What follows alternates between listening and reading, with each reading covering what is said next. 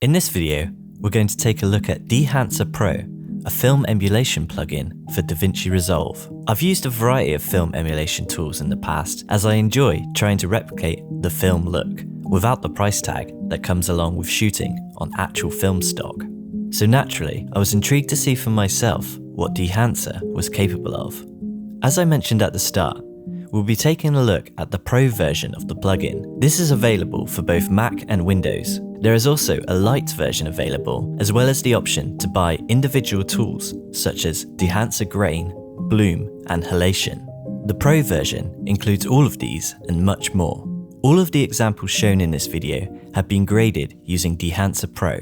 At the time of making this, they currently have 62 film profiles to choose from based on real-world stocks. They are constantly updating this, along with their list of camera profiles as well.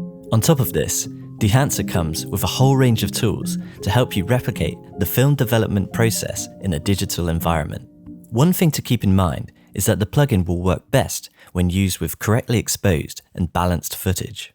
The plugin works the same as any other OFX effect. It can be found in the Film Emulation section or by searching, and you simply need to apply it to a separate node.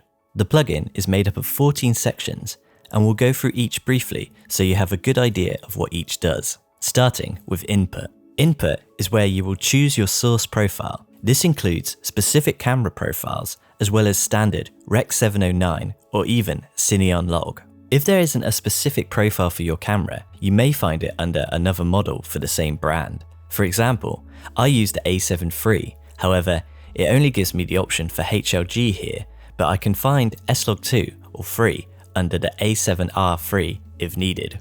Once you have selected the profile you need, you also have several other options in this section, including exposure and temperature compensation.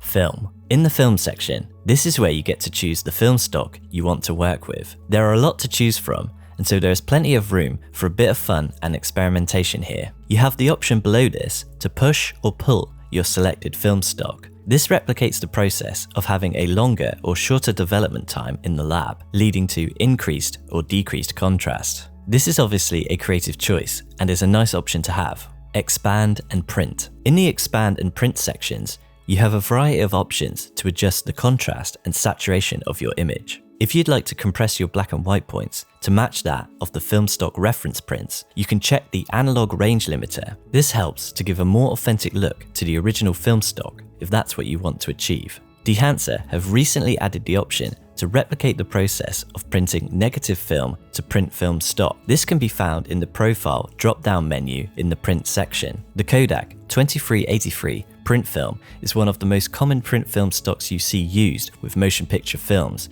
and adds a nice contrasty look to your footage. Color head. The color head section can be used to replicate the effects of printer lights on film stock. For example, if you wanted to cool down the image, you could add in some blue. To keep things as authentic to the analog process as possible, Dehancer gives you the option to not preserve exposure. You will notice a more significant change to your image with this set all the way to 0. Film grain.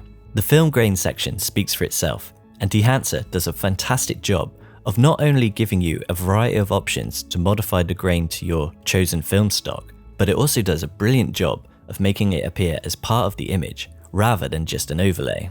As with all of Dehancer's options, grain is a creative choice. My personal suggestion is to not let the size of your footage be sharper than the grain particles. You can use the size and amount sliders to find the right balance.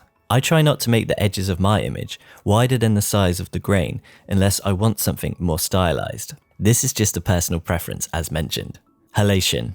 Halation is one of my favorite features of Dehancer. This effect is visible as a subtle red glow around bright light sources, specular highlights, and contrasting edges, which you've probably seen many times before.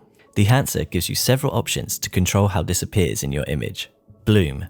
The bloom section allows you to add a similar effect to that of mist filters, but with much more control over how the highlights and the image as a whole are affected.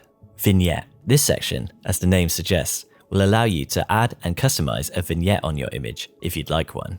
Film breath and gate weave. Film breath and gate weave are newer effects that have been added to Dehancer. Film breath will allow the image to have slight changes to the exposure, contrast, and color of the image. Traditionally, this would be caused by uneven emulsion coating, instability of the camera shutter, and film development deviations. False color. Dehancer has a built-in false color option for you to be able to monitor the exposure of your image with the plugin applied. Output. The output section allows you to have control over how much total impact Dehancer has on your image with all the effects applied. LUT Generator. The name speaks for itself in the LUT Generator section. Here, you can export a LUT of your custom profile for you to use when monitoring on set. Overall, the team at Dehancer have created a fantastic tool for us to be able to replicate the film look without the need for a massive budget production. As someone who hasn't had much of an opportunity to work with actual film on production, this plugin is a great way for me to be able to experiment and create unique looks for my projects.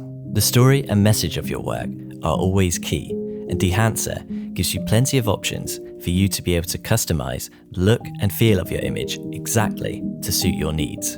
I hope you found this video useful. If you'd like to see more on low budget cinematography or filmmaking in general, you can subscribe here or carry on watching one of these videos.